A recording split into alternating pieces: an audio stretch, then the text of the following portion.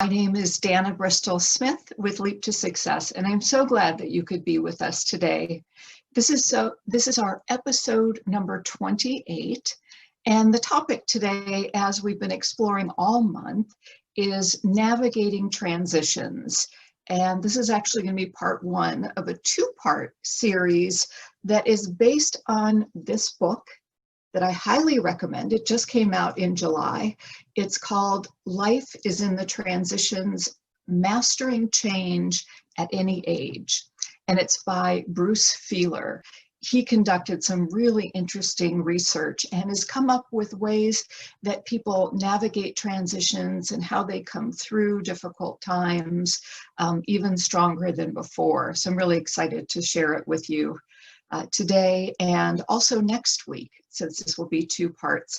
I'd like to right now introduce Alyssa, who's going to be providing technical support, and she's got some information for you on how to participate and look at past episodes. Here's Alyssa.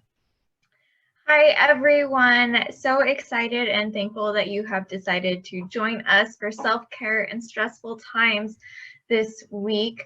As Dana mentioned, we will be doing some interaction type things with this webinar. We'll have some interactive questions as well as a poll. For the questions, make sure that you have your settings set to all panelists and attendees if you would like to interact with the other attendees on this webinar. Otherwise, Dana, Kelly, and myself will be the only ones who receive your answers, which is fine if that's what you prefer. And then we also have these episodes recorded and available for rewatch on our YouTube channel. I will be putting that link in the chat for you to access if you'd like to see the other content or rewatch this episode after it's done. Thank you, Dana. Thank you, Alyssa. Okay, I want to take a moment and introduce you to Leap to Success, because I have a feeling that we've got some new people on with us today. Leap to Success is a women's empowerment organization, and we're based in Carlsbad, California. Our mission is to educate and empower women who are rebuilding their lives from domestic violence, homelessness, and other major life challenges to reach their greatest potential. Everything that we are teaching in these webinars, just about everything, comes from the content of our programs, Leap to Confidence and Transformation Leadership. And today, as we're talking about transitions, is an exciting day for us at Leap to Success, because we are graduating class number 67 of Leap to Confidence, and we are starting class number 68 of Leap to Confidence. And if you're not familiar with those programs, send me an email, dana@leaptosuccess.org, and I'm happy to share more information with you about our programs. I want to also take a moment and just thank our donors and supporters who, through their generosity, make all of our programs possible, including this series, Self-Care in Stressful Times. We started this series as a way to help our community partners, organizations that are helping women and families on the front lines with mental health issues, with domestic violence, with finding homes, doing really important work, especially now during the pandemic. So we started this series to support you, many of you who are case managers and therapists, and our wider community as well, because we are all under so much stress with the pandemic and with the uncertainty of it. And that's why we're exploring navigating transitions, since we are all in a major life transition right now, and we don't quite know what's on the other side. So we need tools and we need support in order to get there. One of the most wonderful and I think practical and powerful tools that any of us can participate in is the practice of mindfulness. So we offer a guided meditation in each of these webinars. And I'm going to go ahead and first I'm going to ask you, before we go to the mindfulness piece, to rate your current level of stress. What are you carrying right now on your shoulders, in your mind, in your body, in your emotions, and in your behaviors?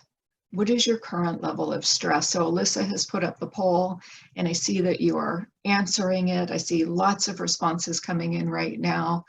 And we will see shortly what the average, and this is on a scale of 1 to 10. Okay, there are, looks like most of you have voted now. This is really interesting. I think our numbers, somebody is actually at a 10. I hope you will now take a deep breath, because that's not healthy. We've got somebody at a 9 also, and 8 and 6. Actually, interesting. 4, 5, 6, and 8 have the same number of votes. So that's probably an average of about a 6 to a 7. So stay with us for these 30 minutes and let's check in again at the end and see if you were able to reduce your level of stress.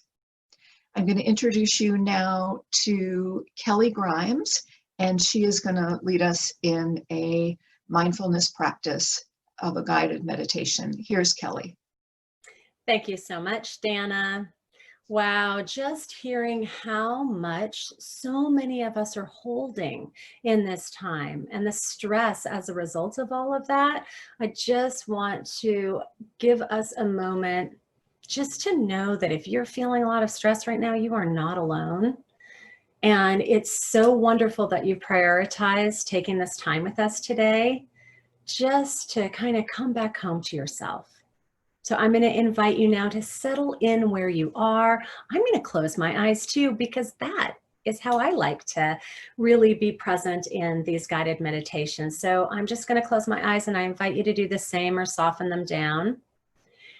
And I want you to notice, if you can, the support that you feel wherever you are seated. So if you have a chair underneath you, wherever you are, really feel the support of that. And feel your feet firmly placed on the ground. And notice how the ground and then the earth underneath that is also rising up to support you. And as with all meditation and mindfulness, I just invite you to bring a spirit of curiosity and non-judgment to yourself in this moment. And let's take 3 full body breaths in and out.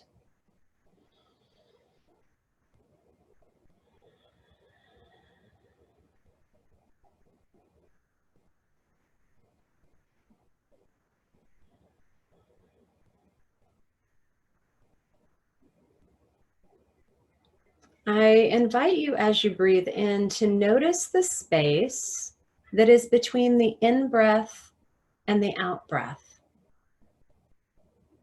And again, the space between the out-breath and your next in-breath. In truth, our breath is a way of staying connected to transitions all the time. We're constantly letting go as we exhale, and as we inhale, we're moving into the next moment with our breath.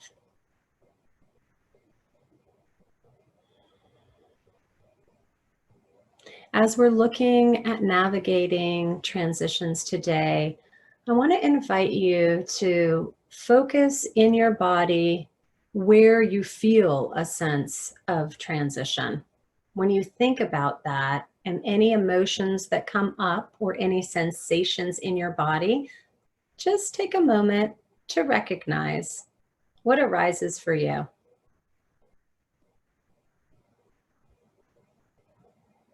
Perhaps for some, it might be a feeling of butterflies in your stomach.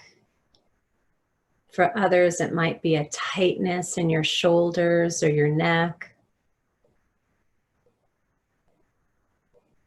Just notice what it is for you so that you can tend to that with compassion and kindness.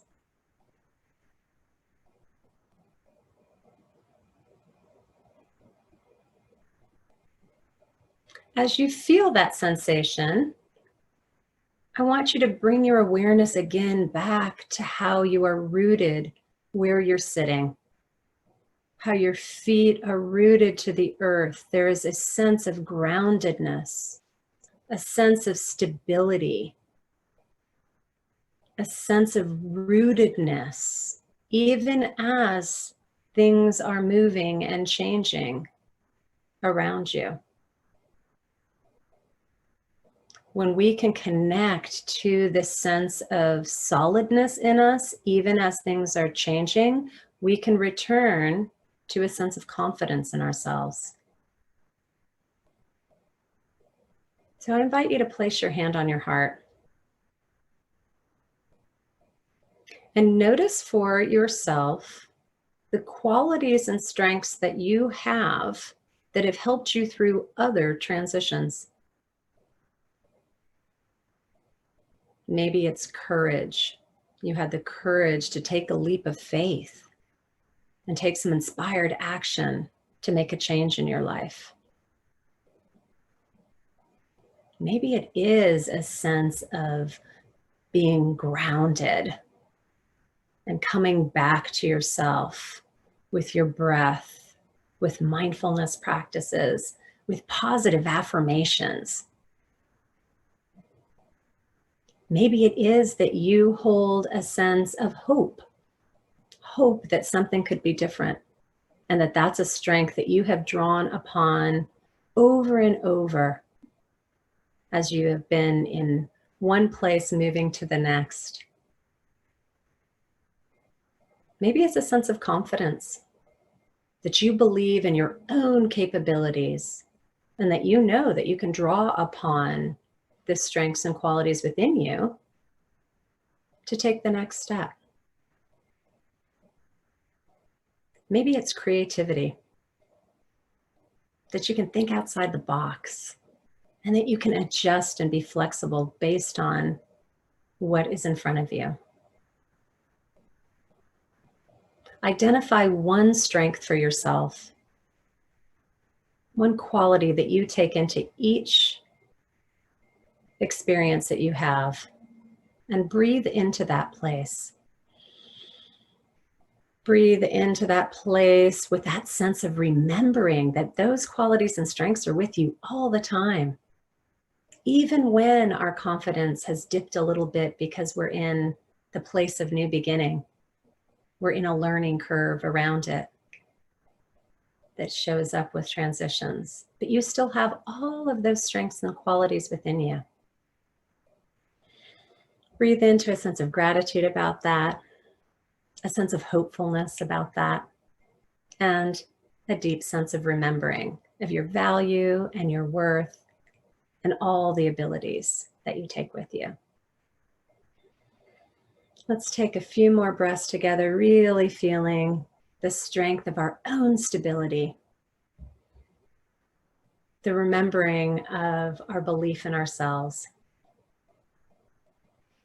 And then when you're ready, allow your eyes to float open. And take all of that in. And remember, you can keep coming back home over and over to yourself to remind yourself that yes, you can do this too. Thank you so much. And I hand it over to Dana to share some really fabulous wisdom from this book. Thank you, Kelly. That was great. Alyssa,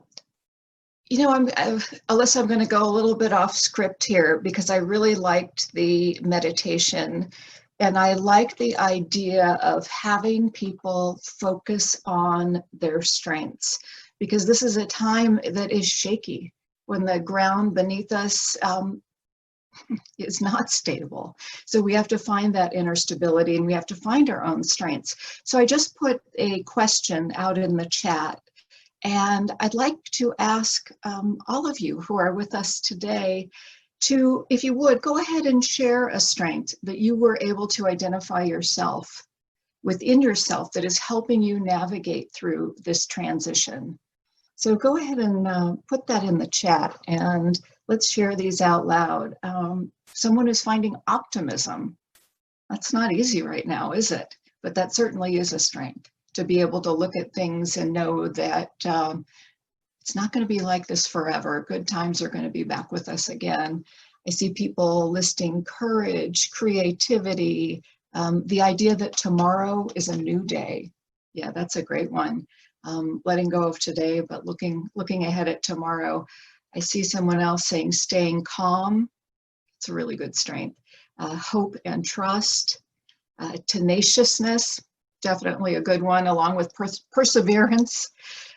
Focusing on faith. Oh, these are great. Someone else is saying practicing gratitude. Yeah, what a resilient bunch of people we have on the webinar today. Someone else has mentioned empathy, compassion, and tenacity. 3 strengths. Good. Someone else said survival mode right now, and I think a lot of people are feeling that they're in survival mode, and if they can just make it through the day, that's quite an accomplishment. Someone else is saying patience. Those are wonderful. Focusing on what I can do. Those are great. Thank you so much for sharing those. I'm going to go ahead now and dive into this wonderful research that Bruce Feiler conducted. So Bruce Feiler's Life Story Project started when his father was in decline with Parkinson's disease, and his father actually made several suicide attempts. Right about the same time, Bruce found out that he had a very rare form of cancer. So he had this major stuff going on in his life, all at the same time. But he really wanted to focus on his father and what was going on with his father. So after visiting with him, he didn't live nearby, but after visiting with him and just seeing this hopelessness and this despair that his father was in, and Bruce's background is that he is a writer, he was a storyteller, he's a researcher, and he came up with this idea to start asking his father questions. So once a week, he would send him an email with a question about his childhood, about his low points, about his high points in his life. And what happened is by answering these questions, it gave his father like a reason to live. He was able to look back in the past and remember things that he hadn't remembered in a long time. He looked forward to getting the questions each week, and he started crafting a book of his life story. And that's how the Life Story Project was born. The Life Story Project is what is, the research comes from in this book. And Bruce Feiler interviewed 225 people and asked them questions about their lives. He read over 300 books and over 700 academic studies in psychology, transitions, how people cope with loss. And he came up with conclusions about transitions and how frequently they come and how people cope with them. And his findings are something that I think all people can learn from. I have to tell you, I have never highlighted so many passages in a book before. I've even taken many of the conclusions from this and written them all out. There's so much here that is really valuable. So he came up with 5 truths about transitions, and I'm going to share them with you here. Here's the first truth. Transitions are becoming more plentiful. The average adult will experience, and this, you know what, I'm going to back up for a minute because I want to tell you his definition of transition. He defines transition as a vital period of adjustment, creativity, and rebirth that helps one find meaning after a major life disruptor. And I think you would agree with me that we are in a major life disruptor right now with the pandemic. So here are the 5 truths that he came up with about transitions. Number 1, transitions are becoming more plentiful. The average adult will experience one life disruptor every 1 or 2 years. And 1 in 10 of those, so around 3 or 5 in a person's lifetime, will be so big that the person will undergo a major life change. And what we could take away from that is that we are in a state of perpetual flux, change. You've heard the phrase, the only thing that's constant is change. He reinforces it here. Here's the second truth. Transitions are nonlinear. They don't come at prescribed or predictable times. However, they involve tools that everyone can master and that everyone deploys in their own way. And next week, we're going to look specifically at what those tools are. So I hope you'll be with us. Here's the third truth. Transitions are nonlinear. Oh, sorry about that. That was the second one. Number 3 is transitions take longer than you think, but not longer than you need. And the average length of a major life transition is 5 years. A long time, 5 years. And we will likely face 3, 4, or 5 of these major transitions during our lifetime. And here are the emotions, the top emotions that people experience during one of these transitions. And see if you can identify with these emotions.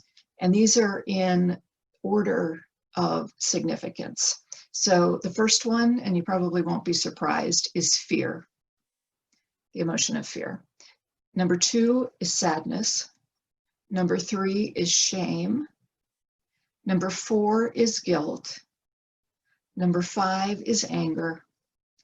And number 6 is loneliness. If we think about the transition that we are all in right now with the pandemic, I'm sure you have, as well as I have, experienced all of those emotions at different times.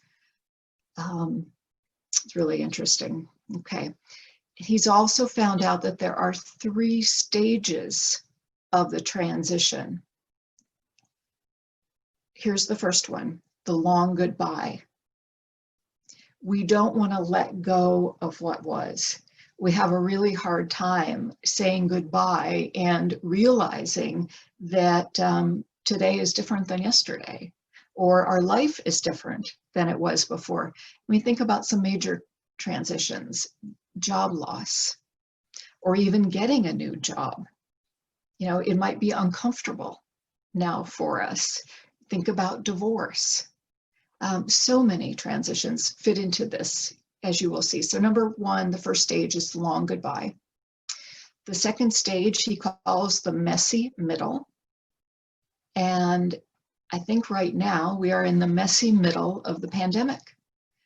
We are not knowing when the end is in sight.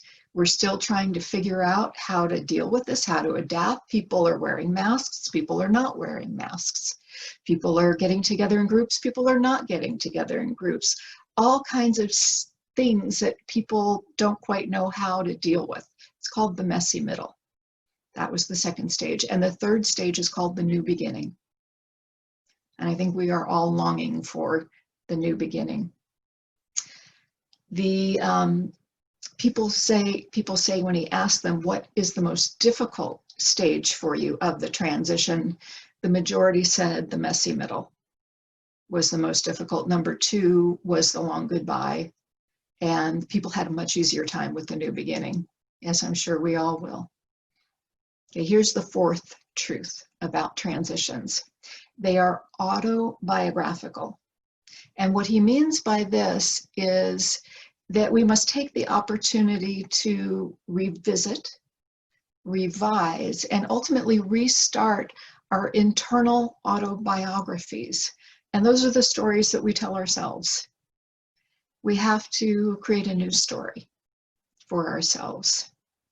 And he defines 3 different types of stories that we all tell ourselves and others. The first is the me story. So that's about me. The second is the we story, how we are in relationship with others. And the third is called the story. And that is how we are in relation to our community, how we are in relation to the ideals that we hold, how we are of service, and how we are all trying, to make lives better for ourselves, for those we love, and the wider community. So those are the 3 strands of our autobiography. The 5th truth that he came up with is that transitions are essential to life. He said they are filled with tumult and unrest, but they're also filled with helpful purging And I know that this has been a time for a lot of us to get rid of that which really doesn't serve us, to get rid of stuff, to get rid of beliefs, to make change. So that's purging, getting rid of those things that don't serve us. He said they're also a time of dazzling creativity. And I know we've seen people being really creative in the pandemic. And, you know, the interesting thing about this is he wrote this and he conducted this research, not in the midst of our pandemic, but it all fits. He also says that, in other words, transitions are chaos, but if we view them as openings, we might just open up to them. So the key is thinking that and knowing that they're not going away, but to benefit from them by not turning away from them. He says, don't shield your eyes when the scary parts start. In building our courage, that's where and when heroes are made. You know, we see evidence of this with extraordinary acts of kindness. We see evidence of this with people making masks. We see evidence of this with, you know, everything that's going on with people on the front line, showing up to work, you know, every day, all of our essential workers, healthcare workers, and ordinary people who are stepping up to help others during this difficult time. I'd like to end this section today, and I'd like to ask you a question. What are extraordinary acts of kindness or courage that you're witnessing within your community, within your family? You know, we all need to tap into these stories and these examples, because I think, just like as we talked earlier about giving, finding our own strength and sharing that, we also need to share these acts of kindness and these blessings that we can experience. So go ahead, if you would, share those in the chat, because I'd love for everyone to have a sense of, you know, optimism and hope, and that even in really difficult times, we can dig deeper within ourselves and share parts of ourselves that maybe we haven't shared for a while. So what are some of the kindnesses that you've experienced and seen? I see someone, a response saying, I've seen more open-mindedness. That's great. That's really great. And I know, you know, it's really tough because we're in the midst of not only the pandemic, but our political climate and social unrest makes it really difficult. So I think we have to look for those stories. Last week we mentioned the Good News Network, and I hope that some of you were able to check that out, because it's wonderful stories of goodness and kindness. Someone has said the food banks and school supplies, many people are volunteering, much more people, making sure that our neighbors don't go hungry. Someone else has said taking time to ask others how they're getting through their days. Tech people helping others, reaching out. I know there's been a lot of volunteerism with helping kids who are now being homeschooled. Someone else says people want to be so helpful and their actions are true. Someone else has said friends reaching out in different ways than before. Yes, there's beautiful acts of kindness. And I think if we can focus more on those acts of kindness and goodness, we can create more of them. Someone else has mentioned being part of our weekly Zoom meetings with our Leap to Confidence class. And that's something that we call the Empowerment Circle that we offer to all of our graduates. You know, and that's something that we've done during the pandemic. We used to offer the Empowerment Circle once a month, and we did it in 2 locations. And now we're offering it twice a week on Zoom, because we know that we have to show up more than we did before, because people need more support and they need to know that there's people who care. There's lots more coming in right now. Someone saying openly expressing feelings of love and kindness on Facebook, where all can see or read. And I think I'll end it there, and I will invite you to go to our Facebook page, Leap to Success, and be part of our community, be part of encouraging and supporting others. we need you now more than ever. I'm going to go ahead and turn it over to Kelly now to close. Thank you so much, Dana. So I'm sure you all know why we have to have part 2. There's so much wisdom in this book, and it's such a beautiful way to reframe transitions. If we understand we actually need the transitions for growth, we can embrace more of those messy middle parts as we learn and grow and develop. And so I'm really grateful that we have more wisdom to share and that you have received wisdom today with that. And I'm wondering, now having another perspective, having done the guided meditation, if you could reflect now on what is your current level of stress. The poll is up, and the reason we're doing this is it's just really, I think, reinforcing for everyone to see where you started, and by these acts of self-care and self-nurturing, how you can shift things for yourself and move to a place where you're feeling less stress. And so that's why we're inviting people to do the poll at each, the beginning and at the end of our webinars. So I would love to be able to share that. Okay, yeah, it looks like we had a big shift. So it's really interesting to see that we started off with some folks around 10 and 8, and so now we have one person at 7, but the majority's at 4. And we even have some people down in the 3s, 2s, and 1s. So I hope that inspires and encourages you to continue to nurture and care for yourself in this time of all times, but particularly in this time. I have a quote from Rumi that I just love that reminds me that is encouraging to me in times of transitions.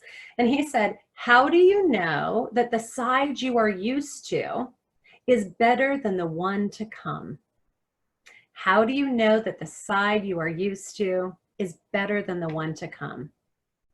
So I invite you this week to just be aware for yourself about the transition you're in, about how you're responding to it, bring some of the wisdom you learned from this book, and then come back next week. Join us again. Thank you so much. Be safe and take very good care of yourselves. Goodbye.